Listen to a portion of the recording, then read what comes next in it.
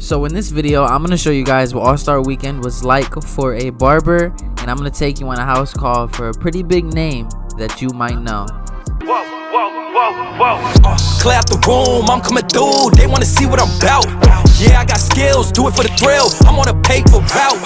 Extra, read about it, I'm today's trending topic. Fam, what is good, man? Today we got a special one. So as you guys know, if you've been following me for a while, you would know I'm from the Ohio area, specifically more so Cleveland. And if you follow basketball, man, the NBA All-Star Game is here this year, right? And today is the first day, so it's Friday, Saturday, Sunday. And I have some pretty big haircuts lined up, and you might see them in this video, so stick around. So I'm super excited for that. But I'm gonna take you guys through the weekend of me cutting downtown for All-Star Weekend. So if you stick around in this video, let's go. But before I go, I want to show you guys exactly how I pack for a house call. Usually I pack a lot lighter, but since I am going to cut in a shop with the potential of doing walk-ins and all that stuff, I'm taking a little more. Usually it would just be my clippers, the trimmer, the shaver, the guards, cleaning, water, alcohol, and that would usually be it. But in this case, I want to take everything that I usually use in a day. So I took a little bit of fibers, I took scissors, combs, clippers, all the stuff that you see here. So this is what I'm going to be taking today. I'm going to use my clipper box. But I just wanted to show you guys how I'm packing for this event and for the house calls that I'm going to do.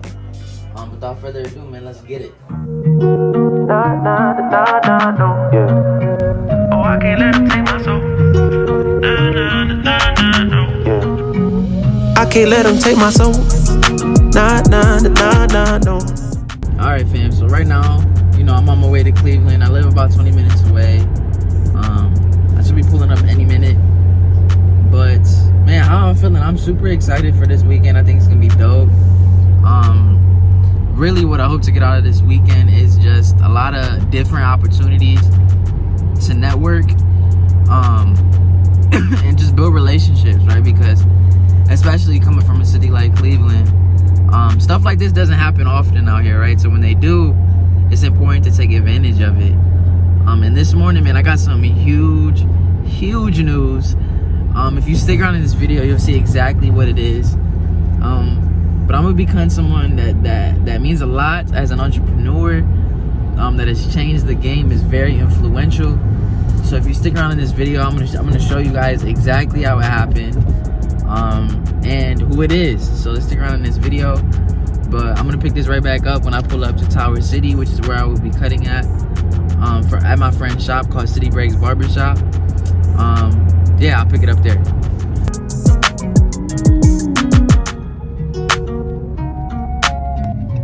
So this right here is super crazy, guys. So this is the area I went to barber school. We're about to pass the street here in a sec.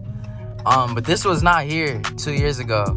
They've been building this building. I think they're gonna be apartment buildings for a very long time. I would say probably since I left, 2 years. But this used to be a shopping plaza where I would get all my supplies and stuff that I would need for barber school. This area is the West 25th area. Not this street, but the street over is the barber school. I'm gonna go ahead and show you guys that. So here will be the streets that I will walk all the time on my lunch. I will go to a restaurant down the street called Town Hall. There was a Dave's Cosmic Subs. There was a market on the other side of this building. And it's just crazy to see how much an area can change so quickly. But as we pull forward, this is the street that I went to barber school on. You might be able to see that Allstate sign down there. Oh, I can't let him take my soul. It's a struggle to find. No. See, we was cool right before it hit your fist, but it hit the fan when I got him down at the bench. But I took a break, I had to leave and go get cleansed. God forgive me for all my sins. I can't say these cause my last name ain't Kent. Cooking on the stove, that's the way he paid the rent. Working on the pole, that's the way she paid tuition. Better watch your soul, cause you know they trying to get it. Yeah.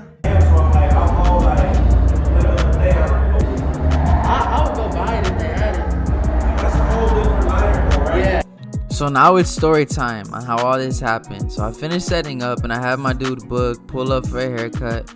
And as I'm doing his haircut, man, I get a message, right? And the message says, Jay, I need a solid for GV.